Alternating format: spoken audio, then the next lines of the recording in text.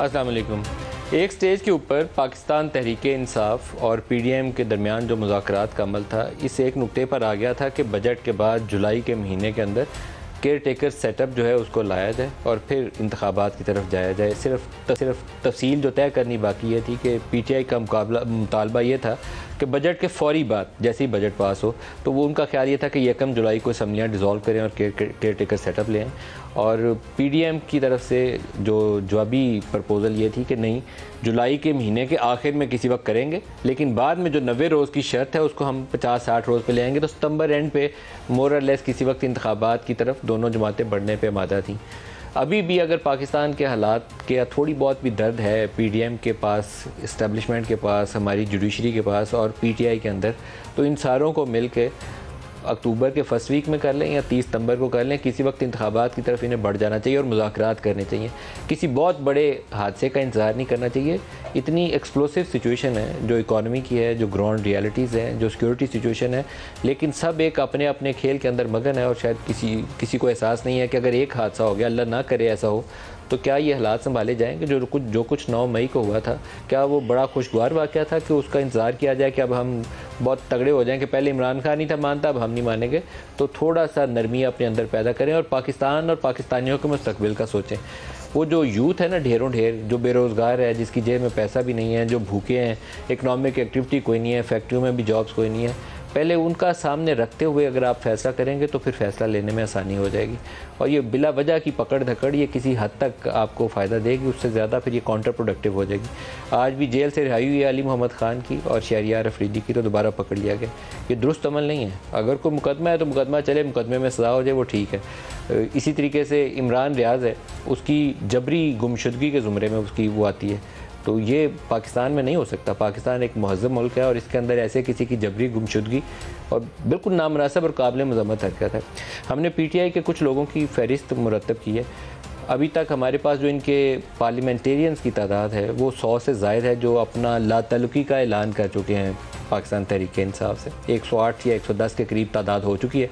शायद अगले चंद रोज़ के अंदर ये तादाद 10, 20, 50 और इसमें इजाफा हो जाए। लेकिन जितना डेंट पीटीआई को 9 मई ने डालना था वो डाल दिया। अब ये ओवरडू कर रहे हैं, जो भी कर रहे हैं, तो वो इस्टेब्लिशमेंट कर रही है, पीडीएम कर रही है, दोनों मिल के कर रहे हैं, दोनों को अपनी राह दुरुस्त करनी चाहिए।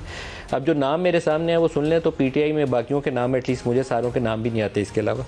आमिर कियानी, फवाद चौधरी, शीरी मुजारी, मलिक अमीन असलम, मुसरत चीमा, जमशेद चीमा, राजा खुर्रम नवाज़, मलिका बुखारी, सैफुल्लाह नियाजी, चौधरी वजाहत, फ़याज़ुल हसन चौहान, हुसैन इलाही, फिरदौस आशिक, मुराद रास, खुसरो बख्तियार, इब्रारुल हक, हाशिम डोगर, अली जैदी, इमरान इस्माइल, महमूद मौलवी, साइमा नदीम, असलम खान, उस्मान तरकई, मलिक जवाद हुसैन, डॉक्टर हैदर अली, हाजी शौकत अली, आफ्ताब सदीकी, फैज़ुल्लाह कमोका, खुर्रम शहजाद, तैमूर भट्टी, जमील अहमद खान, और ये लंबी फहरिस्त है, मैं सारी पढ़ सकता हूँ, लेकिन शायद सारों के नाम आपको भी नहीं आते होंगे। तो जो कुछ होना था पीटीआई के साथ हो चुका है। पीटीआई ने अपने फॉर्म पे ख़ुद बहुत बड़ा कुल्हाड़ा मारा है और उनको जो वो कुछ बयानियाँ डेवलप कर रहे थे ना पिछले 3-4 साल, वो किसी हादसे पे मुंतज होना था, उसके बगैर ये रुक नहीं था सकता। क्योंकि इमरान खान को साबित कर दिया था कि वो सबसे दुनिया का पारसा आदमी आज की दुनिया का वही है, और ये पीडीएम वाले सारे चोर डाकू हैं। ये हमारी रेड लाइन है, जिसने उस पर हाथ डाला तो फिर वो देख लेंगे हम उसको, वो पाकिस्तान में रहता कैसे। उसका किसी स्टेज पे जाके ये ऐसा ही हादसा होना था जो हादसा हो गया, और उसमें इस्टेब्लिशमेंट को अपना कसूर मानना चाहिए। 12 साल की इन्वेस्टमेंट थी जो 9 मई को जो कुछ हुआ, 12 साल की इन्वेस्टमेंट। 2011 से ये प्रोसेस लाहौर के जलसे से शुरू हुआ था। तो हमें अपनी माजी की गलतियों से सीखते हुए आइंदा की राह दुरुस्त करने की कोशिश करनी चाहिए। आज IMF के एक बहुत सीनियर ऑफिशियल ने स्टेटमेंट जारी किया पाकिस्तान के ऊपर। हमारे PM की तरफ से MD से रब्ता कायम किया गया, तो उन्होंने कहा कि बजट से पहले, ये जो 30 जून को बजट पास होना है, इससे पहले कोशिश करेंगे कि बोर्ड मीटिंग पाकिस्तान की हो जाए। हम इतने दुनिया में इस वक्त फंसे हुए हैं कि $2 अरब का फ़र्क रह जाए ना, तो वो IMF कहता है $2 अरब और करके लाओगे तो फिर बोर्ड पे लेके जाएंगे। तो 30 जून से पहले अगर हमारी बोर्ड मीटिंग हो जाए तो हमारे वो रुके हुए पैसे आ जाएंगे। कोशिश संजीदगी से करें कि IMF का प्रोग्राम रिवाइव हो जाए। बजट के बाद केयर टेकर सेटअप लाएँ, फिर इलेक्शंस पे जाएँ और हम एक नॉर्मल तरीके से रह सकें।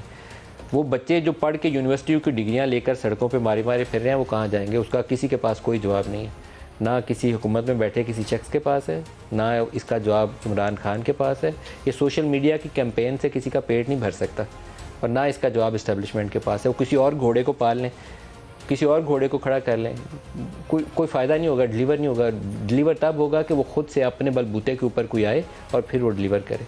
जो आज प्रोग्राम में हमारे साथ शुरका हैं, उनको इस्लामाबाद स्टूडियोज़ में शोएब शाहीन साहब हैं हमारे पास, मारूफ माहिर कानून है, खुर्रम दस्तगीर खान वफाकी वज़ीर हमारे पास हैं, और इसके अलावा मुराद राज साहब पाकिस्तान तहरीक इंसाफ के फॉर्मर रहनुमा हैं, वो भी हमारे साथ हैं। सबको खुश आमदीद कहता हूँ। मुराद राज साहब, मैंने एक लंबा इंट्रो दिया है सिर्फ ग्राउंड रियलिटीज़ बताने के लिए, क्या आपको मेरी बात से इत्तेफाक है या आपको इख्तलाफ है? देखिए, बिस्मिल्लाहिर्रहमानिर्रहीम। नदीम साहब उनमें काफ़ी हद तक सच्चाई है, मगर मैं एक आपको बताऊं कि जो 9 मई को हुआ ना, वो कोई प्लान चीज़ नहीं थी। वो जो 9 मई को हुआ वो एक रिएक्शन था जो कि आई थिंक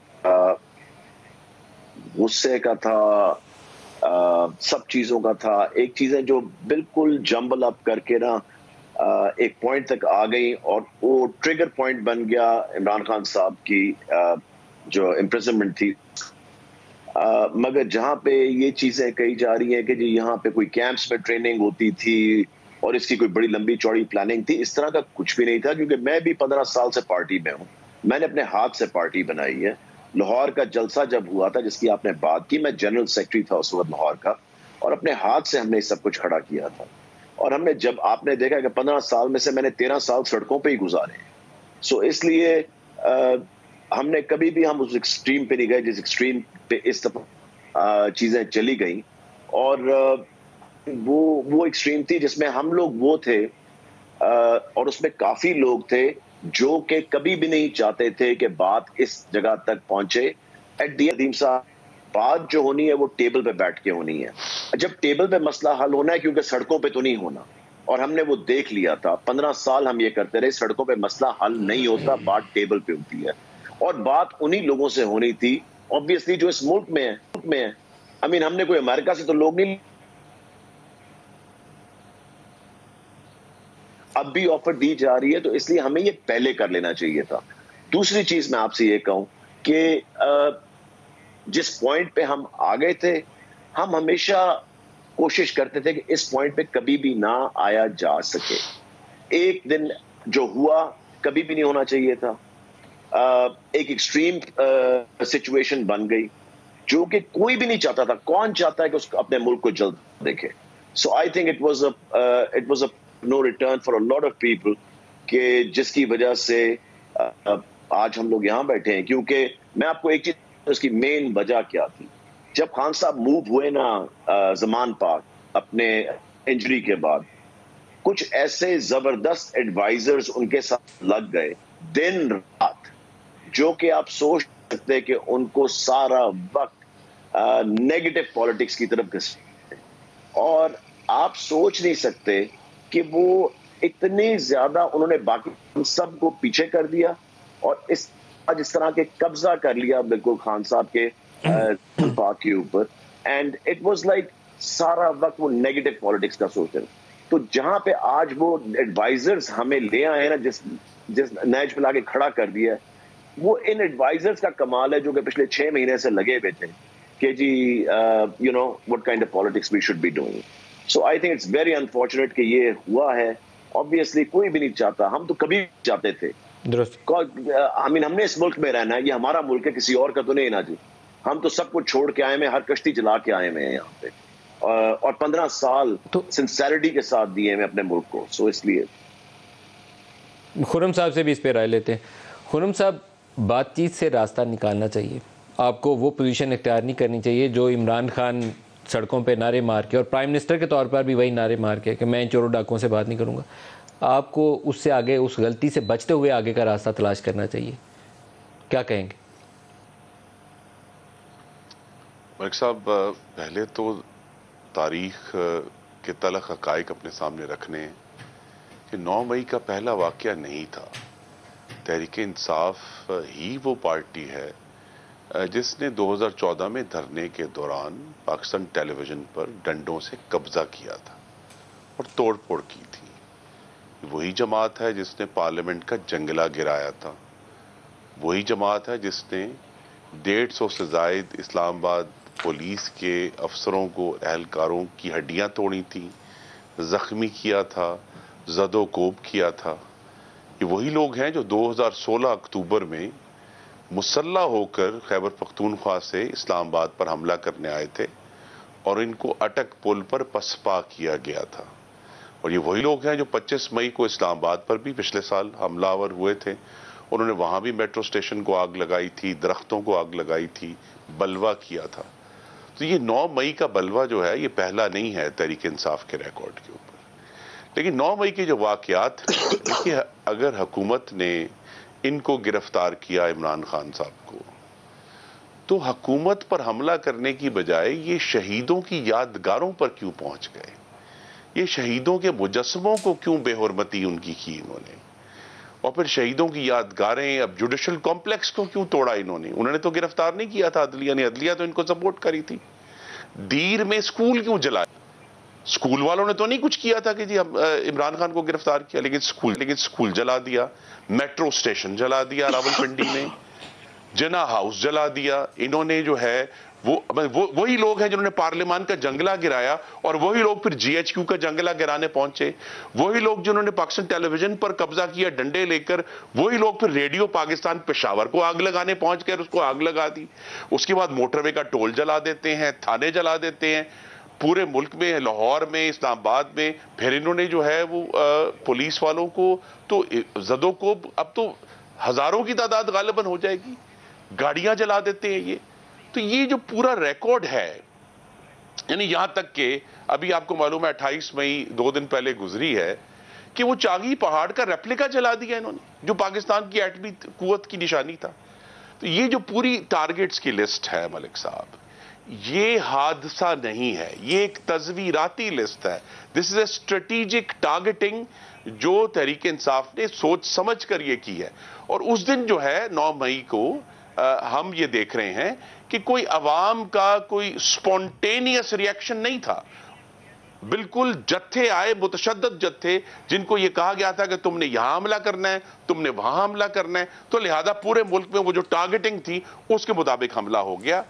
अब इसकी जिम्मेदारी जो है बहरहाल ने कबूल करनी है, क्योंकि ये भी आपके नाजरीन के लिए समझना जरूरी है कि इससे पहले स्कूलों को, जीएचक्यू को, जो नशरियात के इदारे हैं उनको, मेट्रो स्टेशन को, इससे पहले सिर्फ दहशतगर्दों ने जलाया है, दहशतगर्दों ने तबाह किया है। स्कूलों को पर सिर्फ दहशतगर्दों ने हमले किए हैं, रेडियो स्टेशन के ऊपर दहशतगर्दों ने हमले किए हैं। तो ये जो पूरा क्राइसिस है, इसका बहरहाल आज एक सिद्दीकी साहब ने आर्टिकल भी लिखा है। मैं सिर्फ एक बात मुकम्मल कर लूं, अगर आप मुझे इजाजत दे दें। सिर्फ इशू ये है कि सियासी मुज़ाकरात पार्लियामान में मौजूद है, ये सेनेट में, वो सियासी मुज़ाकरात वहां चलते रहेंगे, लेकिन जिन लोगों ने ये फितना और फसाद और तखरीब कारी की है उनके ऊपर कानून का इतलाक होगा। आज इरफान सिद्दीकी साहब ने भी, खुर्रम साहब, एक आर्टिकल लिखा है और बहुत सारे और लोगों का भी ये ख्याल है। कुछ खबरें ऐसी इंडिकेशन सामने आती है उन खबरों से कि जो 9 मई का असल हदफ आर्मी चीफ थे, ऐसी सूरत हाल पैदा की जाती कि वो या उनको उस दिन इस्तीफ़ा देना पड़ता या कोई मार्शल लॉ लगा देते। एक ऐसी सूरत हाल पैदा हो जाती जो इंस्टीट्यूशन को लीड करने के ऊपर सवाल उठते। उधर से ज़ल्मे खलीलज़ादे ने भी ऐसे ट्वीट्स करके उस चीज़ को, वो जो तीली होती है ना, तीली लगाने वाला काम उसने भी किया। क्या ऐसी एविडेंस हुकूमत के पास, हमारे इदारों के पास मौजूद है? क्या उसके अंदर के मामले का जो जिक्र आता है, क्या इदारे के अंदर लोग सर्विंग या रिटायर्ड वो भी उसमें मुलव्वस हैं? क्या ऐसी एविडेंस है आपके पास? जी, इसकी बड़ी संजीदा तफ्तीश हो रही है और हो रही है। जो ये इशू बना है कि हाँ जी हो रही है कि इदारे के अंदर से और दूसरे इदारों में भी क्या कोई ऐसी मजमूम साजिश थी, और वो मुझे उम्मीद है कि जो अब इदारे ये तफ्तीश कर रहे हैं वो कुछ अरसे बाद ये तमाम हकाइक जो हैं वो काबीना के सामने लाकर रखेंगे, ताकि उसके ऊपर अगर कोई मजीद कार्रवाई होनी है, कानून का इतलाक होना है, तो वो होगा। क्योंकि सवाए इस ये जो आज हम यही कह सकते हैं कयास किया है मोहतरम सिद्दीकी साहब ने, इस ये जो स्ट्रेटेजिक टारगेटिंग की लिस्ट है उसकी और कोई वजह समझ नहीं आती ना जी, कि आपको अगर पकड़ा गया है, इमरान खान साहब को नैब ने पकड़ा है, नैब के नोटिस पर पकड़ा गया है, तो नैब के तो किसी दफ्तर पे हमला नहीं किया, किसी सरकारी दफ्तर पर हमला नहीं किया, बराह रास्त पाकिस्तान के स्ट्रेटेजिक, देखिए ये स्ट्रेटेजिक होते हैं, दिफा की तंसीबात, सर ये जो तफ्तीशी अमल है ये कब तक मुकम्मल होगा? ये बहुत बड़ी खबर है, क्योंकि मैं इसके ऊपर रिपोर्ट कर चुका हूँ यहीं पे बैठा हुआ कि जो आर्मी चीफ की फैमिली की ट्रैवल हिस्ट्री थी, उनका नादरा का रिकॉर्ड था, उनका FBI से रिकॉर्ड, उनका FIA से ट्रैवल का रिकॉर्ड वो चुराया गया। उसके फैमिली मेम्बर्स के नाम, उनकी अहलिया के बच्चियों के नाम छापे गए सोशल मीडिया पे। क्या इसके अंदर के लोग मुलव्वस हैं या नहीं है? उनके ऊपर सजा और जजा का अमल कब तक कैबिनेट के सामने आएगा और कब कंक्लूड होगा? इस मामले पे जो भी हकायक और शवाहिद हैं वो जब इकट्ठे होकर हमारे सामने आएंगे तो गालिबन अगर इदारों ने और वज़ीर आज़म ने समझा तो कौम से शेयर भी किए जाएंगे।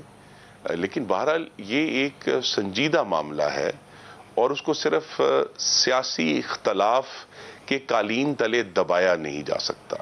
देखिए, सियासी इख्तलाफ तो मुस्लिम लीग नून ने भी किया ना, मियां नवाज शरीफ ने। और ये तफ्तीश कब तक मुकम्मल होगी सर? पहले इसको कंक्लूड कर दें सर, तफ्तीश कब तक मुकम्मल होगी? ये मुझे अंदाजा नहीं है, ये इसकी कोई डेट नहीं है। ये बेहतर तो जो इदारे हैं वही बता सकते हैं, या वज़ीर दाखिला को इस मामले में बेहतर इंफॉर्मेशन होगी। लेकिन मैं ये बात कर रहा हूं कि हमें जब अगर आगे बढ़ना है तो इस वाक़ये से सबक लेकर बढ़ना है। PDM ने भी तहरीक चलाई, सख्त तरीन तनकीद की, लेकिन उस तमाम कैंपेन में जिसका गुजरांवाला मेरे शहर से आगाज हुआ था, गुजरांवाला गए, कराची गए, मुल्तान गए, पेशावर गए, कोयटा गए, एक गमला नहीं टूटा।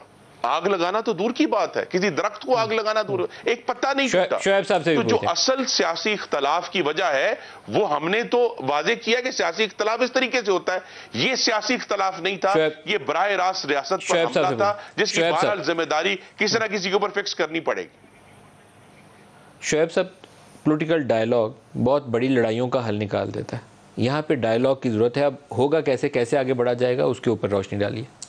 देखिए, मैं समझता हूँ कि आपके डायरेक्ट जवाब में आने से पहले सिर्फ आधा मिनट में एक दो बातें मुकम्मल कर लूँ, उसको क्लैरिफाई कर लूँ। जो इन्होंने बात की खुर्रम दस्तगीर साहब ने, 25 मई में जो कुछ हुआ, जो पंजाब में हुआ, सिर्फ 500 वकील हमारे गिरफ्तार हुए, जिसको मैंने सुप्रीम कोर्ट के आर्डर से रिलीज़ कराया। चादर चार दीवारी का जो तहफ़्फ़ुज़ पामाल हुआ, जो रियासती दहशतगर्दी हुई, उसका मैं आपको बहुत डिटेल 25 मई 2022 की बात 2022 की बात कर रहा हूँ। जो पंजाब में जो कुछ हुआ, हमारे पास उसकी बहुत सारी डिटेल है। मैं खुद उसमें हाई कोर्ट बार की तरफ से पटिशनर बन के गया और हमने लोगों को रिलीज़ कराया। जिस तरह इन्होंने किया, लोगों के घरों में घुस गए। नासरा जावेद इकबाल की आपने प्रेस रिलीज, उसकी प्रेस स्टेटमेंट भी पढ़ी होगी, बग़ैर किसी वारंट के लोगों के घरों में घुस गए और जिस तरह चादर चार दीवारी को पामाल किया, उसकी अलग बात है। 9 मई को जो रात को हुआ, हम सब एक नहीं 20 मरतबा उसकी मजम्मत कर चुके हैं। लेकिन एक वाक़या और है जो ये सारे दोस्त भूल जाते हैं। वो वाक़या ये है कि दिन को जो रियासती दहशतगर्दी की बदतरीन मिसाल कायम करते हुए जो खुर्रम साहब फरमा रहे हैं कि नैब ने गिरफ्तार किया, नैब का कोई ऑफिशियल एडमिटेडली मौजूद ही नहीं था। जब इस्लामाबाद हाई कोर्ट ने बुलाया, उन्होंने कहा भी नैब का अफसर कहाँ था? उन्होंने कहा कि जी हमने, नैब ने भेज दिया था एग्जीक्यूशन ऑफ वारंट के लिए मिनिस्ट्री ऑफ इंटीरियर को। सेक्रेटरी इंटीरियर आया, उसने कहा मुझे तो ये लेटर ही नहीं मिला। सवाल ये पैदा होता है कि वो किसकी इजाज़त से रेंजर्स वहाँ आए हैं, इस्लामाबाद हाई कोर्ट पर अटैक किया, शीशे तोड़े, अमले को तशद्दुद का निशाना बनाया, वकीलों को तशद्दुद का निशाना बनाया और उसको किडनैप करके ले गए और जिसको कहा कि हमने गिरफ्तार कर लिया। उसका जवाब 9 मई था? गलत था। मैंने कहा 9 मई का आगाज कहां से हुआ? आपको मिसाल नहीं देनी। नहीं, मिसाल मैं ये दे रहा हूँ, रियासती दहशतगर्दी का 9 मई को GHQ अगर हमला हो जाता है तो उसको हम ये नहीं कह सकते इमरान को रेंजर्स ने पकड़ा इसलिए GHQ पे हमला जायज़ है। नहीं, कोई कंपैरिजन नहीं। नदीम मलिक साहब, मैंने उससे रेडियो पाकिस्तान जला दो, कोई बात नहीं पेशावर का। लेकिन खुर्रम साहब सुन लेना सर, खुर्रम साहब सुन लेना, मैंने आपकी बात हमल मिजाज से सुनी। नहीं, करनैल शेर खान के मुजस्मे का पहले सर गिराए, उसके ऊपर डंडे मारे, ये निजाम इंसाफ के ऊपर हमला था। खुर्रम साहब सुन ले, खुर्रम साहब सुन ले ना, आप हौसला रखें, सुनने की आदत डालें। सर नहीं, आपको ये जिम्मेदारी उठानी पड़ेगी कि जिन लोगों ने रेडियो पाकिस्तान पेशावर पर हमला किया, जिन्होंने AD एम्बुलेंस को जलाया, और ये रियासती दहशतगर्दी थी, आपको अपनी वहां तो जो है उनके खिलाफ एक्शन होना चाहिए और वो हो रहा है। मुझे बताएं, कोर्ट ने ये कहा नहीं, लेकिन आपको दो मिसालें इकट्ठी नहीं देनी चाहिए। 9 मई के साथ ये नहीं जस्टिफाई हो सकता कि इमरान को गलत।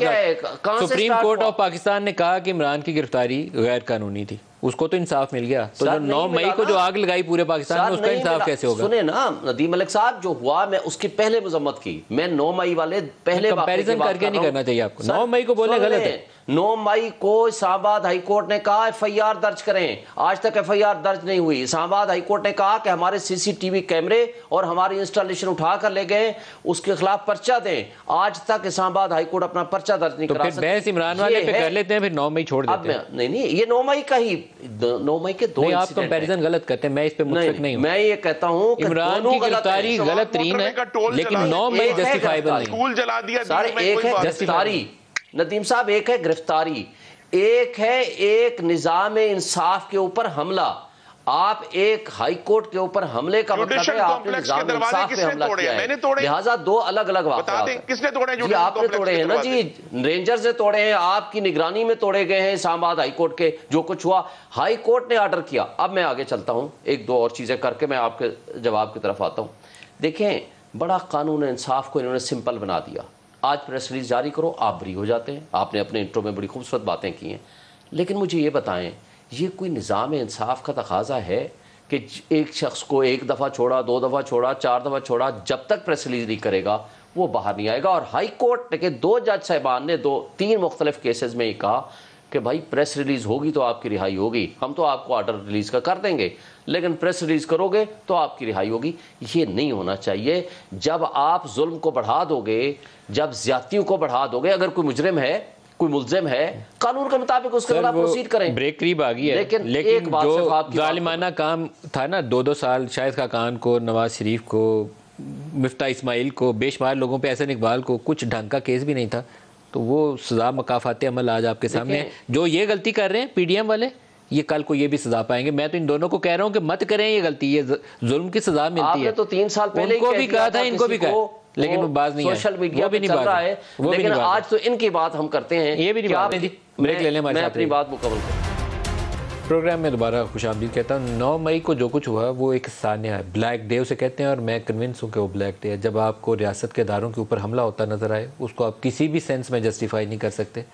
अब एक इशू है मेरे सामने, मैं अपने मेहमानों से दरख्वास्त करूँगा कि उसके ऊपर बात करें। 10,000 के करीब लोग हैं जो गिरफ़्तार हैं। शायद इंस्टिगेट करने वाले और आर्सन जो आग लगाने वाले थे वो 100, 200, 300 लोग होंगे जिन्होंने इंस्टिगेट किया होगा, बाकी मॉब था। तो मॉब को क्या हमें फ़र्क करके ट्रीट करना चाहिए या नहीं करना चाहिए? मेरा ख्याल में उस पर रियासत को नरमी करनी चाहिए, उनसे कोई माफ़ीनामा लिखवाएं, उनको पार्डन कर दे रियासत, कोई तरीक़ाकार वज़ा करना चाहिए। मुराद राज साहब, आपसे शुरू करूँगा इसका भी जवाब। क्या सलूक करना चाहिए उन लोगों के साथ जो गिरफ़्तार हैं? क्या कोई फ़र्क होना चाहिए? जो इंसाइटमेंट टू वायलेंस एक चीज़ है, लेकिन मॉब के साथ अंदर घुस गए, कोई तोड़ फोड़ की, सबके साथ एक ही सलूक या फ़र्क? मैं इस पर 1 मिनट में आ रहा हूँ। मैं आप इनकी याद दहानी जरा करवा दूंगे। सुप्रीम कोर्ट पे इन्होंने किया था, जो कि एक रियासत का इदारा है, सो इसलिए ये बड़ी जल्दी भूल जाते हैं इन चीज़ों को कि इन लोगों के भी कहाँ पे इस तरह की चीज़ें पहले भी हुई हैं जो सुप्रीम कोर्ट पे हमला हुआ था। दूसरी चीज़ जो PMLN ने किया था, दूसरी चीज़ मैं आपको ये बताऊं कि जहाँ पे ये कहा जाता है कि जी ये पूरी प्लानिंग हुई और सब कुछ किया, बिल्कुल कोई ऐसा नहीं था, क्योंकि मैं खुद पे होता था। हम कहते थे कि ये चीज़ें नहीं होनी चाहिए, इन द सेंस के एहतजाज की भी एजुटेशन की लेवल एक लेवल तक होनी चाहिए, इससे आगे नहीं होनी चाहिए। कभी कोई ऐसी बात नहीं हुई कि जी इधर जाओ तो इसको जला दो, तो इसको इधर जाओ तो उसको कर दो, बिल्कुल कभी कोई ऐसी बात नहीं हुई। तीसरी बात कि अगर मैं समझता हूं कि अगर लोगों को ठहराया जा रहा है 9 मई के लिए उन्होंने लगाया, बिल्कुल ठीक ठहराया जा रहा है, जिनको जिम्मेदार ठहराया जा रहा है अंदर जाके जिन्होंने जला, मगर उनको भी मेरे ख्याल से यहाँ पे सवाल करना पड़ेगा कि ये पंजाब पुलिस किधर थी उस वक्त, जिन लोगों ने रोकना था लोगों को। अगर एक तरफ कहते हैं कि सिर्फ 500, 1000 बंदा, 2000 बंदा था, 1500 बंदा था, तो बाकी जो रिस्पॉन्सिबल थे, जो इसको रोक सकते थे या उनको कोई एफर्ट करनी चाहिए थी, वो किधर थी? मैं एक और चीज भी दस्तगीर साहब ने कही कि जी गुजरांवाला से शुरू हुआ और इस्लामाबाद तक गया और गमला नहीं टूटा। मैं इनसे ये पूछना चाहता हूं कि उस वक्त PTI की हुकूमत थी तो कितनी पुलिस इन्वॉल्व थी, कितनी टीयर गैस इन्होंने खाई और कितनी दफा रोका गया? हम लाहौर में रैली निकालते थे तो कंटेनर्स लग जाते थे रैली को सिर्फ रोकने के लिए, और टीयर गैस और पुलिस खड़ी कर दी जाती थी, जिसका मैं खुद गवाह हूं। तो इसलिए आपने गमला इसलिए नहीं तोड़ा यहां से गुजरांवाला से लेके इस्लामाबाद। सर, जो लोग क्योंकि 9 मई में पकड़े गए हैं, अब उनके साथ क्या सलूक होना चाहिए, उस पर भी जवाब दे दें सर। जी, मेरे ख्याल से उसमें बिल्कुल। सर, मुराद साहब से जवाब ले लूं, फिर आपकी तरफ आ रहा हूं। मुराद साहब, मैं आपको बताता हूं सर, बिल्कुल सकना चाहिए, क्योंकि मैं आपको बताऊं कि वहां पे लोग ऐसे भी थे जो कि बीच में इंस्टिगेट कर रहे थे लोगों को। बहुत सारे लोग ऐसे नहीं करना चाहते थे, नहीं जाना चाहते थे वहां, मैं आपको बताऊं। मगर उस वक्त जो वहां पे कहता था ना कि ये नहीं करना और उस तरफ नहीं जाना, ओ तुम बुज़दिल हो, तुम ये हो, तुम वो हो, लोग अपनी इज्जत बचा रहे थे उस वक्त कि हमने इस तरफ नहीं जाना। मगर इंस्टिगेट करने वाले और जो अंदर थे, मेरे ख्याल से को बिल्कुल देखना पड़ेगा तो ये कौन है और उनको जो सजा। देखें आप सारे मॉब को जो बाहर भी अगर खड़ा है, बाहर इतनी औरतें भी अगर खड़ी थी तो इसका मतलब ये तो नहीं कि वो आगे जला रही थी, मगर सबके साथ एक तरह से डील तो नहीं कर सकते ना। सो इन बात खुर्रम साहब आप हुकूमत हैं सर, खुर्रम साहब आप हुकूमत हैं, मेरे ख्याल में इस पे वजह पॉलिसी एक आपको करनी चाहिए। कुछ दो कैटेगरीज होनी चाहिए, एक बराह रास्त जिन लोगों ने आतिशज़नी की या उकसाया तोड़ फोड़ के ऊपर और आग लगाने के ऊपर, और एक वो लोग जो मॉब का हिस्सा बन के वैसे चले गए। तफरीक करनी चाहिए। जी, तो बिल्कुल यही काम इस वक्त हो रहा है। अब 3 हफ्ते हो गए हैं उस फितने और फसाद को जो 9 मई को बर्पा किया पीटीआई ने। तमाम शवाहिद, तस्वीर, वीडियोस अब रिकॉर्ड पर आ गई हैं। तो आप ये देखेंगे मलिक साहब कि इंशाल्लाह अगले 10 दिन में वो तमाम हमारे मर्द व ख़वातीन, नौजवान जिनका बराह रास्त इस बलवे से कोई ताल्लुक नहीं था, वो सिर्फ एक बाय स्टैंडर्ड थे, उनको एक बतदरीज तरीके से रिहा कर रहे हैं हम इंशाल्लाह अगले 10 दिन में। क्योंकि ये बिल्कुल मकसद नहीं है कि किसी को बिला वजह जो है वो हिरासत में रखा जाए। मकसद ये है कि वाज़े तौर पर सबूत और शवाहिद की बुनियाद पर, उस तरह नहीं जिस तरह हमजा शहबाज को या शहबाज शरीफ को या शाहिद खान अब्बासी को, इस्माइल को, साद रफ़ीक को, सलमान रफ़ीक को, जो है एहसन इकबाल को, बेशुमार मुस्लिम लीग नून के लोग हैं जिन्हें बगैर किसी सबूत और शवाहिद के 22-22 महीने जेल में रखा गया। तो ऐसा नहीं होगा और इंशाल्लाह आप देखेंगे बाकायदा जो लोग कोर्ट में अब आएंगे जिनके चालान होंगे वो सबूत और शवाहिद की बुनियाद पे होंगे, और जिनके खिलाफ सबूत नहीं आप देखेंगे अगले 7 से 10 दिन में उन्हें रिहा कर दिया जाएगा इंशाल्लाह। तो खुर्रम साहब, जो औरतें और नौजवान हैं ख़ास तौर पर, उनके लिए भी नरमी वाला मामला होना चाहिए, उसमें सख्ती नहीं होनी चाहिए। आपको ज़्यादा फ़राख दिली का मुजाहरा करना चाहिए। आप छोटे नहीं पड़ेंगे, उससे आप बड़े लगेंगे कि रियासत ने बड़ेपन का सबूत दिया है, उन लोगों को उनका कीचड़ जानते हुए माफ़ कर दिया। उनसे आप माफ़ीनामा लिखवाएं और उनको जाने दें घरों को। जी देखिए, ख़वातीन के साथ भी चूँकि हमारा एक इस मामले में सकाफ़ती एक तारीख़ है, तो ख़वातीन के साथ तो एक बहुत सोच समझ कर बड़ी संजीदगी से ये सारा मामला देखा जा रहा है। आपको मालूम है कि डीसी लाहौर जो खातून है, उसके बाद जो एसपी ऑपरेशंस हैं वो भी खातून हैं, वो दोनों ख़वातीन तशरीफ़ ले गई कल और उन्होंने वाज़े तौर पर विज़िट किया और इस बात की यकीन दहानी कराई आकर कि उनके साथ बिल्कुल इंसानी हकूक़ का एहतराम करते हुए उनके साथ सलूक हो रहा है। लेकिन बहरहाल अगर जिन्होंने उस शरपसंदी में हिस्सा लिया है उनके ऊपर कानून का इतलाक होगा और बाकी जो है उनको उसी तरह रिहा कर दिया जाएगा। लेकिन ये मैं वाज़ेह कर दूं कि ये वो जो पीटीआई का रिकॉर्ड है अपने जलसों में ख़वातीन के साथ बदतमीजी करना, ये पीटीआई का रिकॉर्ड है कि ख़वातीन सहाफ़ियों की जो है गलत तस्वीरें बनाकर, वीडियोस बनाकर इंटरनेट पर डालना, ये पीटीआई का रिकॉर्ड है कि बिस्तर मर्ग पर पड़ी कलसूम नवाज का ठट्टा उड़ाना या मरियम नवाज को जेल में अपने वालिद के सामने गिरफ्तार करना। और ये इमरान खान का वो इंटरव्यू कैसे भूल सकते हैं हम, जब उन्हें फरमाया कि मर्द कोई रोबोट तो नहीं है ना कि ख़वातीन को ऐसे कपड़े नहीं पहनने चाहिए। तो जिस जमात का सरबरा खुद तौजी पेश कर रहा हो ख़वातीन की बेहुरमती की, उनके मुंह से फिर ऐसी बातें अच्छी नहीं लगती। हमारा जो फर्ज है बतौर हुकूमत के और बतौर ऐसी जमात के जिन्होंने ये सारी जो तकलीफें हैं वो सही हुई हैं कि इंशाल्लाह ख़वातीन के साथ बाकायदा इज्जत का सलूक होगा, जिस पर कानून का इतलाक होना उस पर होगा, जिस पर सबूत और शवाहिद ये कहेंगे कि शामिल नहीं है उनको बाइज्जत तौर पर रिहा। ब्रेक ले लेंगे, हमारे साथ रहिएगा। Welcome back. हमारे यहाँ जो लड़ाइयाँ इस वक्त रियासती इदारों के दरमियान, उनका भी नेक्स्ट लेवल है और मेरा ख्याल है कि सबसे बड़ी लड़ाई अभी बाकी है। वो लड़ाई किसी वक्त भी होनी है इस्टेब्लिशमेंट, सुप्रीम कोर्ट और एग्जेक्टिव के माबैन, और वो लड़ाई ज़्यादा खौफनाक शक्ल इख्तियार कर लेगी, क्योंकि जिस तरह के कवानीन आ रहे हैं, जिस तरह का रिएक्शन सुप्रीम कोर्ट से मुतवक्को है, उसके बाद कुछ तोड़ फोड़ होना बैद नहीं है कि मज़ीद एक ऐसी क्योस हमारे सामने आ जाए तो हल उसका दोबारा डायलॉग की तरफ सवाल उठता है कि डायलॉग कर लें। शोएब साहब आपसे पूछूंगा, ये जुडिशरी वाला फैक्टर जो है अभी, इसको आप नज़रअंदाज मत करिए कि एक और बड़ा धमाका हफ्ते 10 दिनों में यहाँ हो जाए। जी देखें, आपने बड़ा अच्छा इंट्रोवल बात की। अब ये भी ये वक्त है, ये मुल्क तो हमारा है ना, हमारे मुल्क की इस्टेब्लिशमेंट है, हमारे मुल्क की जुडिशरी है, हमारे मुल्क की ये मुख्तदर ताकतें हैं जो स्पेशली जिन्होंने इस मुल्क को चलाना है वो सियासी जमातें हैं ना। वो इमरान खान आएगा, नवाज शरीफ आए, शहबाज शरीफ आए, हुसोएवर में भी, इन लोगों के दरमियान अगर डायलॉग नहीं होता तो जो आम आदमी है इस वक्त इंतशार का शिकार है, इस वक्त आम आदमी मायूसी का शिकार है, बेयकीनी का शिकार है, इस वक्त माशी ब्रेकडाउन आपका हो चुका है, तबाही के दहाने से बल्कि नीचे चले गए हैं आप। अब इसके लिए कम से कम एक आम आदमी को हम उम्मीद कैसे दे सकते हैं? उम्मीद का सहारा तब बनेंगे कि जब हम कोई डायलॉग करेंगे, इलेक्शन आएगा, कोई भी सियासी तौर पर एक मजबूत हुकूमत आए, जो भी हो, हुसैवर में भी, ताकि वो इस वक्त मुल्क के मसाइल को हल करने की तरफ जा सके।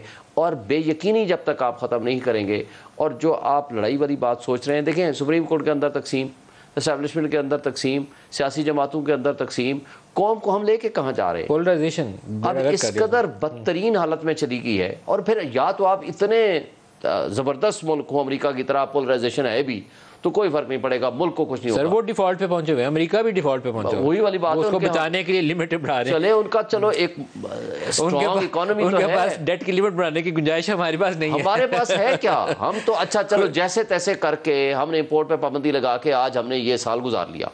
मुझे बताइए अगला साल हम कैसे नहीं गुजार सकते। खुरम साहब आपकी तरफ आ रहा हूँ, आज IMF का जो स्टेटमेंट है नेथन पोर्टर का, वो अगर आपकी नज़र से गुजरा हो तो मुझे थोड़ा सा तकलीफ हुई है, क्योंकि IMF की वो डोमेन नहीं है जिस पे जाकर उन्होंने हमें हदायत की है, इसलिए कि हम बहुत वल्नरेबल है। वो कहते हैं कानून पे अमल करें, कॉन्स्टिट्यूशन पे अमल करें, हम पॉलिटिक्स पे बात नहीं करते, लेकिन इसको अकॉर्डिंग टू द लॉ और कॉन्स्टिट्यूशन मसलों को हल करें। तो ये आपको IMF से मशवरा आया, हमें ना आता अगर हम अपने मामला खुद हल कर लेते। दूसरा वो कहते हैं बजट से पहले 3 इशूज़, एक्सटर्नल सेक्टर का budget in line with IMF expectation, वो सारी चीज़ें करके हमारे पास आएँ तो फिर हम कोशिश करेंगे 30 जून से पहले बोर्ड में IMF आपका प्रोग्राम ले जाए। तो आप संजीदगी का मुजाहरा करें IMF के ऊपर भी और ये इंटरनल पॉलिटिकल डायलॉग के ऊपर भी। और डायलॉग सिर्फ PTI नहीं है, एस्टेब्लिशमेंट और जुडिशरी भी, कम्प्रीहेंसिव डायलॉग चाहिए आपको। जी, ये IMF के साथ जो तकनीकी मुज़ाकरात थे, वजारत तवानाई उनका एक बहुत अहम हिस्सा थी, तो लिहाजा ये तो इसमें कोई शक नहीं है कि जो उनके तमाम टेक्निकल या पॉलिसी इशूज थे वो तो हमें हल किए अब महीनों हो गए। जो उनकी डिमांड्स थी कि कहाँ से रिमूव करनी है, सब्सिडीज रिमूव करनी है या रियायतें रिमूव करनी है, वो सब की सब रिमूव कर दी गई हैं, हटा ली गई हैं। अब अगर IMF और आज के बयान ने वो कहते हैं ना सारे पत्ते टेबल पर खोल कर रख दी हैं कि अब इशू जो है वो कोई मुआशी पॉलिसी का या मुआशी सिमत का नहीं है, यहाँ जियो पॉलिटिक्स हो रही है, जिसपे IMF जो है वो हमें इस पर लेक्चर दे रहा है कि जी हमें आइन पर अमल करना है। भाई आइन पर तो अमल कर रहे हैं, इंशाअल्लाह कौमी असम्बली अपनी मुद्दत पूरी करेगी और आइन के तहत इंतखाबात होंगे इस साल में। अभी बजट आ रहा है, बजट में इंतखाबात के लिए तमाम फंड्स रखे जाएंगे, जो उसकी सिक्योरिटी के लिए वसाइल चाहिए वो रखे जाएंगे, बाकायदा तौर पर पार्लियामान उनकी मंजूरी देगी और हम तैयारी करेंगे कि अक्टूबर में या अगर एक दिन पहले असेंबली तहलील होती है तो नवंबर आखिरी हद है उसके जाने की। तो यहाँ IMF अगर इस किस्म के हमें जो है वो भाषण दे रहा है तो ये तो नाकाबिले कबूल है। हमने पूरी कोशिश की है, IMF के तमाम जो इश्यूज थे, लेकिन यहाँ मामला जो है वो जियो पॉलिटिक्स का लग रहा है और ये मेरी जाती राय है। मैं वजीर खजाना सबसे बेहतर शख्स हैं जो इस मामले में बता सकते हैं, लेकिन चूंकि मैं भी इन मामलात का बड़ी देर से एक तालिब इल्म हूँ कि IMF जो है अब जियो पॉलिटिक्स के रैल में चला गया है बजाय ये कि वो इकोनॉमिक पॉलिसी के। तो यहाँ हम अगर जो स्टेबिलिटी है, पॉलिटिक्स पहले भी होती थी सर, 98 के न्यूक्लियर टेस्ट के बाद भी ये सूरत हाल थी, तब भी निगोशिएट हो गया था प्रोग्राम, लेकिन अभी जो सूरत हाल है उसमें मुझे आप लोगों की कमजोरी भी नजर आई है। आपको एक्सटर्नल सेक्टर पे आपके नाज़रीन को जानना जरूरी है ना कि जी ये IMF प्रोग्राम उस वक्त साइन हुआ था अप्रैल 2019 में, जब अभी अमेरिका अफगानिस्तान में मौजूद था, मगरबी ताकतें मौजूद थी। लेकिन बीच में जब 2021 में अगस्त में वो लोग छोड़कर चले गए हैं, तो उसके बाद इसकी जो IMF प्रोग्राम की जो कंप्लीशन है उसकी जिम्मेदारी हमारे कांधों पर आई है।